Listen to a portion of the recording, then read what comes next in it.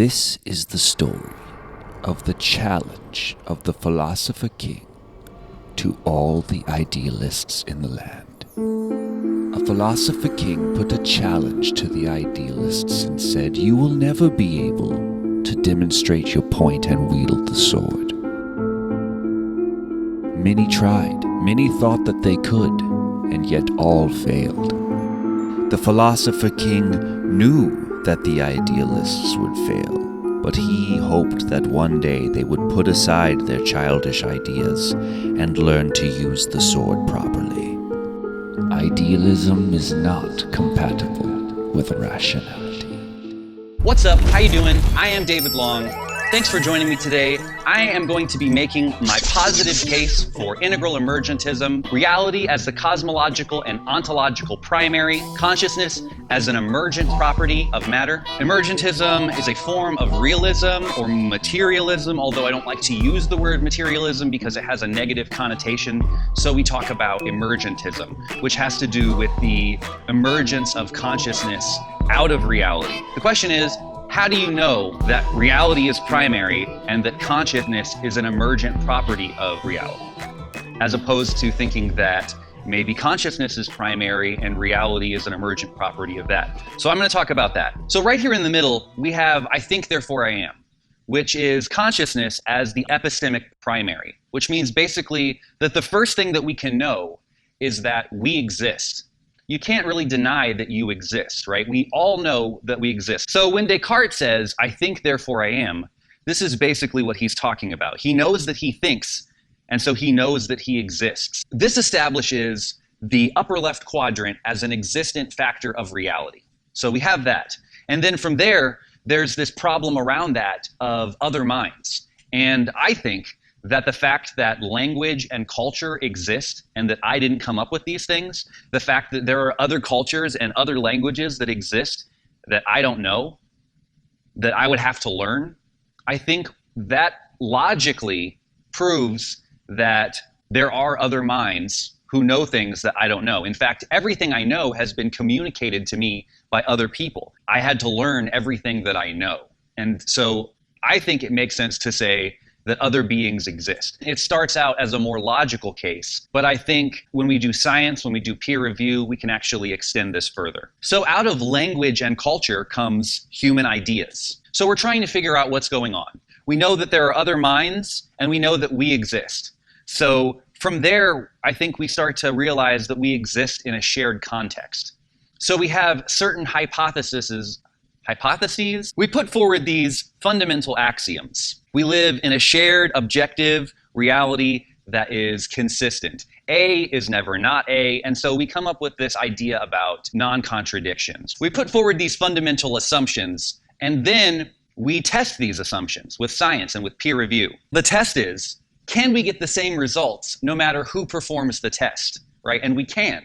So what we found out through peer review is that reality is objective, it is consistent, and we do live in a shared reality that works in a particular way, and we can figure out how it works. And this is how we're able to build together over time. So the fundamental axioms prove themselves. Peer review works. And from here, we can establish things about how the external shared reality that we all live in actually works. We get rationality, we get epistemology, we get logic, and we get science. So we go from only knowing the upper left quadrant to then knowing about the lower left quadrant to then using peer review to understand facts and then theories. Out of this comes relative knowledge and the Western Enlightenment project, where we're trying to understand how the parts relate to the whole in a skillful way together. And over time, we refine our relative knowledge and technology together. So the fact that science works, the fact that we can develop technology together, the fact that your computer works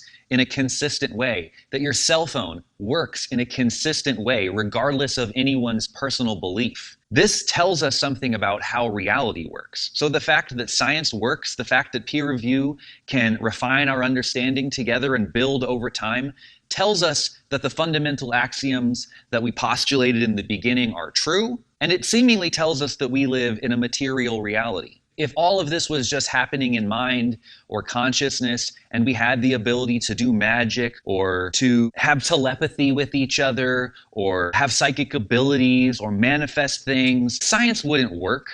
The fact that things work the way that they do tells us that we exist in a material kind of reality. Out of this grows cross-disciplinary agreement. From there, we have the best theories and explanatory power. And out of that, we get ideas about evolution and emergentism.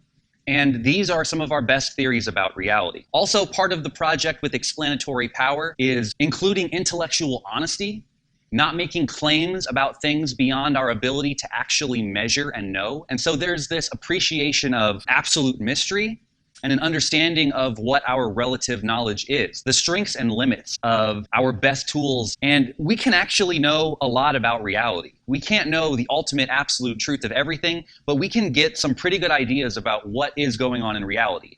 And one of these things that is going on in reality is consciousness. And we can study that, and we have studied that. Now, just like with evolution, there are gaps in our knowledge. Like with evolution, we don't have all the knowledge of all the missing links, but we have enough knowledge, we have enough data to where we can pretty clearly see what the overarching pattern is. We know that evolution is happening. Yes, it's a theory, but it's also a fact. It's supported by multiple disciplines of science. And we can say with very good certainty that evolution is true. The only people who really want to deny that evolution is true is people who deny it for religious reasons.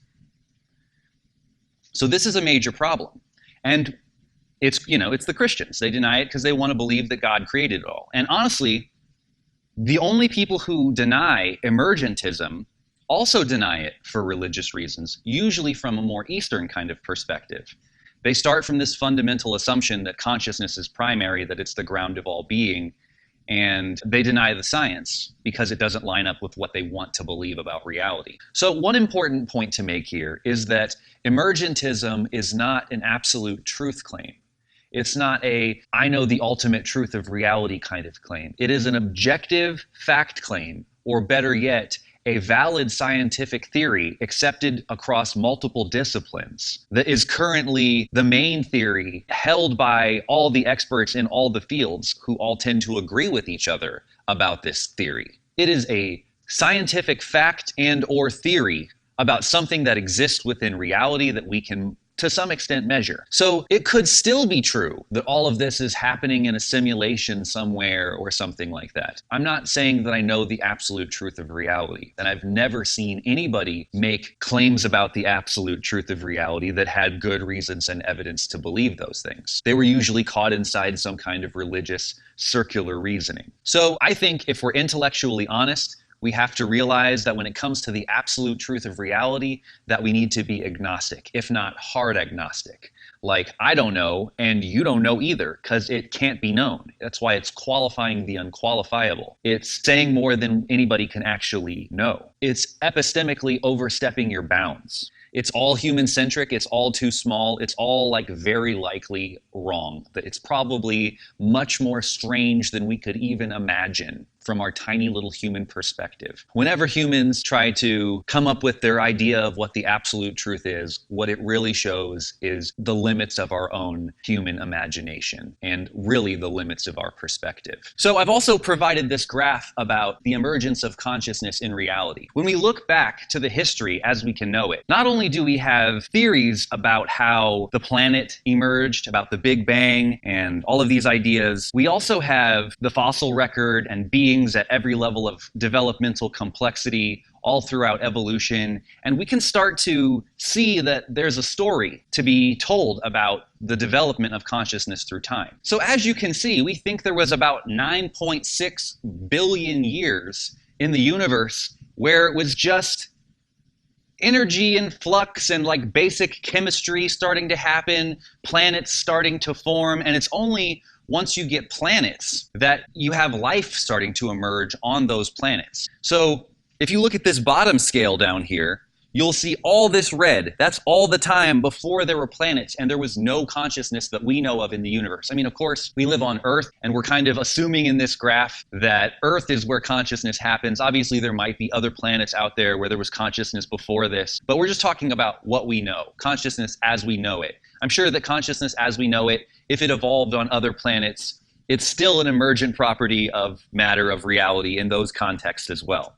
So then this green part that you see in the graph, that's like the emergence of like single-celled organisms and plants and fungus and stuff like this. So you don't actually get something like subjectivity until this measly little tiny blue fingernail at the end of this long graph.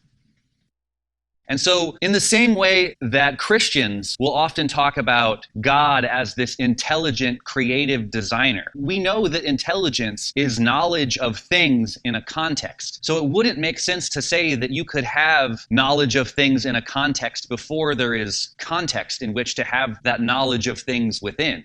So in the same way, we see this happening with Buddhism as well, where we're taking the fruits of evolution, consciousness, intelligence, and people are projecting it backwards as if those are the roots or the source of all being or all consciousness or all of reality. So there's a difference between the roots and the fruits, and they should not be conflated. There's no good reason to think that something like consciousness goes all the way down and back.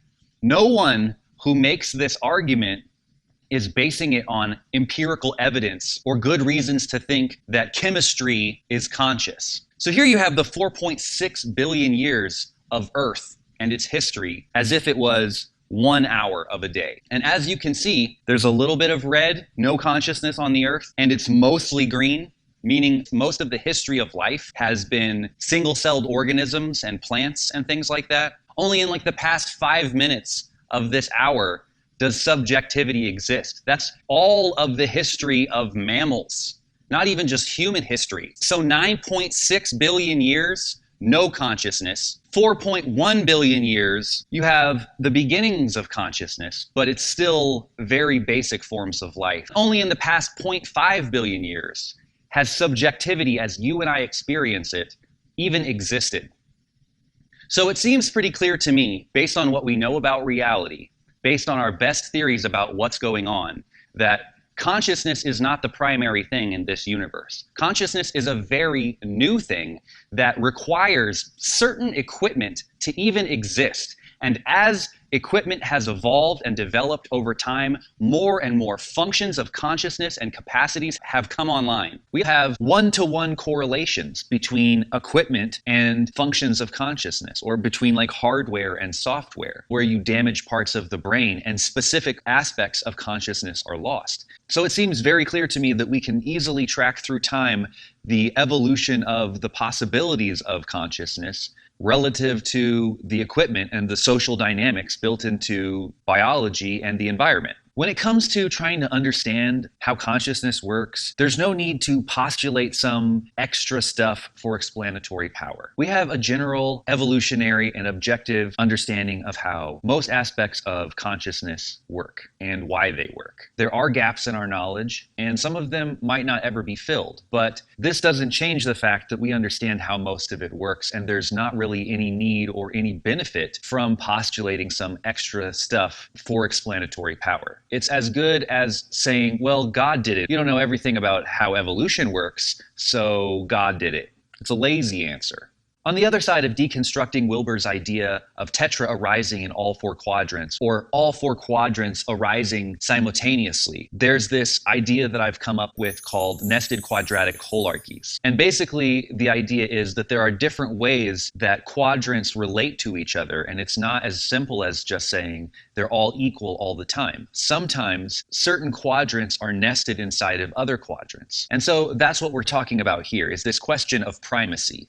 Are the interior quadrants nested inside of the exterior quadrants, Or are the exterior quadrants nested inside of the interior quadrants? And these nested quadratic hierarchies can apply to a bunch of different topics. But today we're just going to talk about epistemology and ontology. As I said when I started this talk, when it comes to epistemology, phenomenology is the epistemic primary. We start with our own personal experience, and then we have to try to figure out what's going on in the world, as I've described in this talk. But what we find when we explore what's going on in the world is that reality is primary and that consciousness is an emergent quality of reality.